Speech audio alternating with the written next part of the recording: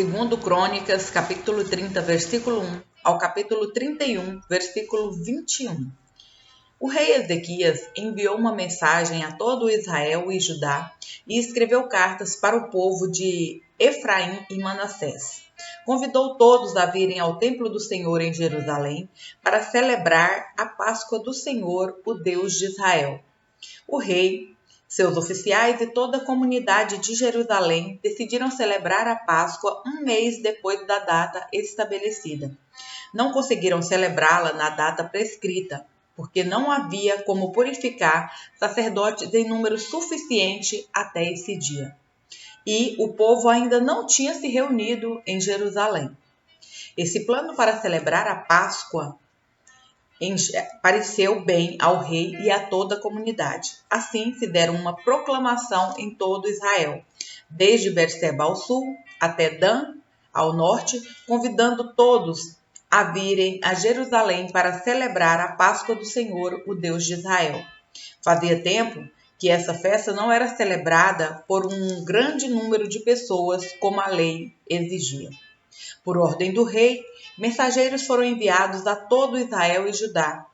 Levavam cartas que diziam: Ó israelitas, voltem para o Senhor, o Deus de Abrão, Isaque e Israel, para que ele se volte para nós. Os poucos que sobrevivemos à conquista pelos reis assírios. Não sejam como seus antepassados e parentes que foram infiéis ao Senhor, o Deus de seus antepassados, e se tornaram objeto de desprezo, como vocês mesmos podem ver. Não sejam teimosos como eles foram, mas submetam-se ao Senhor. Venham a este templo que ele consagrou para sempre. Adorem o Senhor seu Deus, para que sua ira ardente se desvie de vocês. Pois se voltarem para o Senhor, seus parentes e seus filhos serão tratados com bondade por aqueles que os capturaram e voltarão a esta terra. Pois o Senhor seu Deus é cheio de graça e compaixão. Não os rejeitará se voltarem para ele. Os mensageiros foram de cidade em cidade em Efraim e Manassés, e até o território de Zebulon, mas a maioria do povo riu e zombou deles. Contudo, alguns de Aser, Manassés e Zebulon se humilharam e vieram a Jerusalém. Ao mesmo tempo, a mão de Deus estava sobre o povo da terra de Judá, dando-lhes um só coração para obedecer às ordens do rei e de seus oficiais, conforme a palavra do Senhor.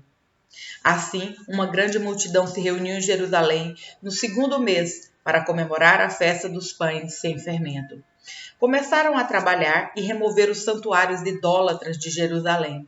Também removeram todos os altares de incenso e jogaram no vale de Cedron. No 14º dia do segundo mês, o povo abateu o cordeiro pascal. Isso deixou os sacerdotes e levitas envergonhados. Por isso se purificaram e trouxeram holocaustos ao templo do Senhor. Tomaram seus lugares no templo, conforme a instrução da lei de Moisés, homem de Deus. Os levitas trouxeram sangue dos sacrifícios para os sacerdotes que o aspergiram sobre o altar. Visto que muitas pessoas não haviam se purificado, os levitas tiveram de abater para elas o cordeiro pascal, a fim de consagrá-las ao Senhor. A maioria dos que vieram de Efraim, Manassés, Issacar e Zebulon não havia se purificado. Mas o rei Ezequias orou por eles, e foi permitido que comessem a refeição pascal, embora isso fosse contrário aos requisitos da lei. Pois Ezequias orou: que o Senhor, que é bondoso, perdoe aqueles que resolveram buscar o Senhor, o Deus de seus antepassados, mesmo que não estejam devidamente purificados conforme os padrões do santuário. E o Senhor ouviu a oração de Ezequias e perdoou o povo. Então, os israelitas que estavam em Jerusalém comemoraram com grande alegria durante 7 dias a festa dos pães sem fermento. A cada dia, os levitas e os sacerdotes louvavam o Senhor com instrumentos ressoantes. Ezequias elogiou todos os levitas pela aptidão que demonstraram no serviço do Senhor. A celebração prosseguiu por 7 dias. Apresentaram ofertas de paz e o povo agradeceu ao Senhor, o Deus de seus antepassados. Toda a comunidade resolveu continuar com a festa por mais 7 dias, de modo que celebraram com alegria por mais uma semana.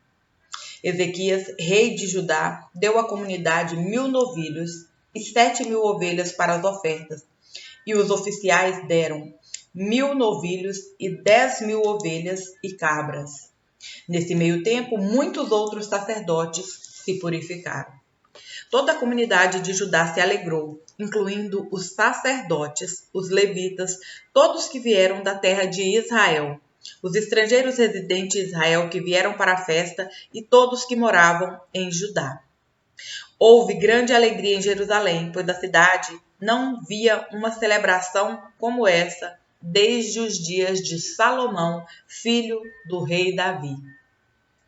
Então os sacerdotes e os levitas se levantaram e abençoaram o povo. E Deus, de sua santa habitação nos céus, ouviu sua oração. Quando a festa terminou, os israelitas que haviam participado saíram pelas cidades de Judá, Benjamim, Efraim e Manassés, e despedaçaram todas as colunas sagradas, derrubaram os postes de Azerá e removeram os santuários e altares idólatras. Depois disso, voltaram para suas cidades e casas. Ezequias organizou os sacerdotes e os levitas em divisões, para oferecerem os holocaustos e as ofertas de paz, e para servirem, darem graças e louvarem ao Senhor junto às portas da habitação do Senhor. O rei também contribuiu pessoalmente com animais para os holocaustos diários da manhã e da tarde e para os holocaustos dos sábados, das festas da lua nova e das festas anuais prescritas pela lei do Senhor. Além disso, ordenou ao povo de Jerusalém que trouxesse uma parte de seus bens para os sacerdotes e os levitas, a fim de que pudessem se dedicar inteiramente à lei do Senhor. Quando os israelitas souberam dessa exigência, responderam generosamente e trouxeram a primeira porção de seus cereais, do vinho novo, do azeite, do mel e de tudo que os campos produziam. Trouxeram uma grande quantidade, o dízimo de tudo que haviam produzido. Os habitantes de Israel que tinham se mudado para Judá e os próprios habitantes de Judá trouxeram o dízimo do gado, das ovelhas, bem como das coisas que haviam sido consagradas ao Senhor, seu Deus, e juntaram tudo em vários montões.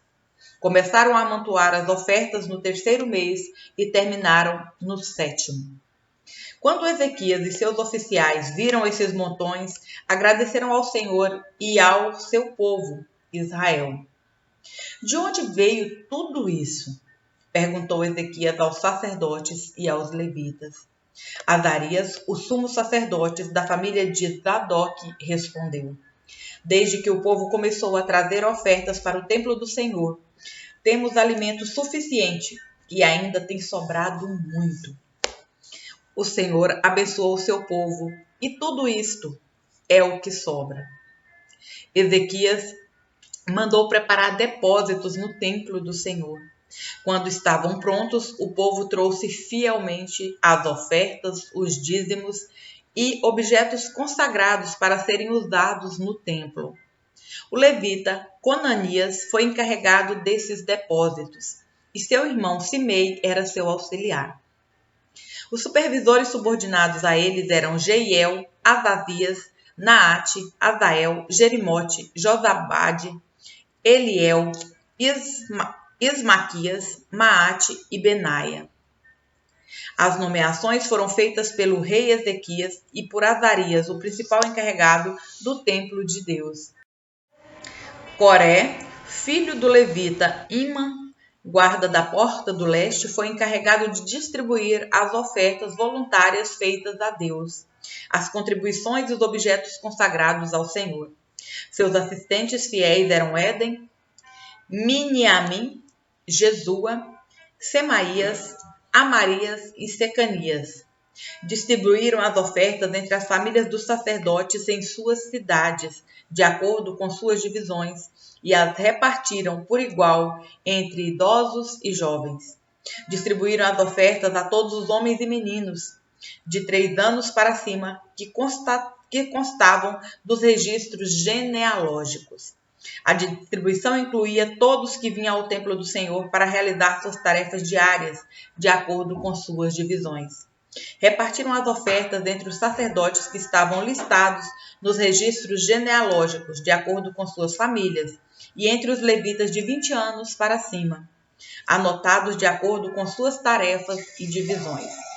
Também entregavam porções de alimento às famílias de todos que estavam listados nos registros genealógicos, incluindo as crianças pequenas, as esposas, os filhos e as filhas, pois toda a comunidade havia sido fiel ao se purificar.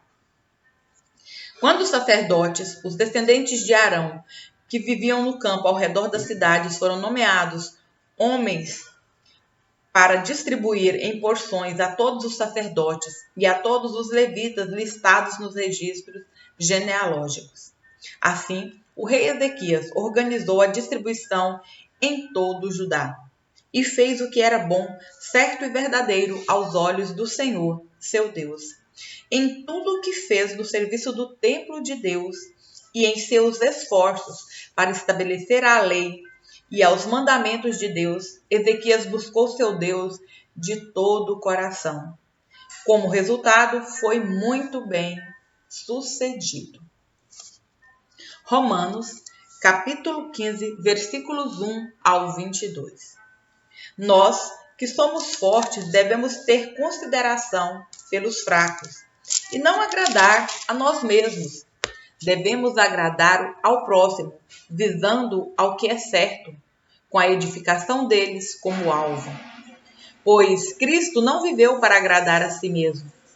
Como dizem as Escrituras, os insultos dos que te insultam caem sobre mim. Essas coisas foram registradas há muito tempo para nos ensinar, e as Escrituras nos dão paciência e ânimo para mantermos a esperança. Que Deus, aquele que concede paciência e ânimo, os ajude a viver em completa harmonia uns com os outros, como convém aos seguidores de Cristo Jesus. Então, todos vocês poderão se unir em uma só voz para louvar e glorificar a Deus, o Pai de nosso Senhor Jesus Cristo. Portanto, aceitem-se uns aos outros como Cristo os aceitou. Para que Deus seja glorificado, lembrem-se de que Cristo veio para servir aos judeus, a fim de mostrar que Deus é fiel às promessas feitas a seus patriarcas, e também para os gentios, para que os gentios glorifiquem a Deus por suas misericórdias, como dizem as Escrituras. Por isso eu te louvarei entre os gentios, sim, cantarei louvores ao teu nome.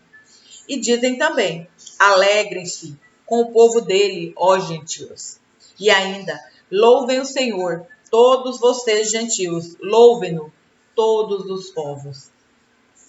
E, em outra parte, o profeta Isaías disse, virá o herdeiro do trono de Davi, e reinará sobre os gentios, nele depositarão sua esperança.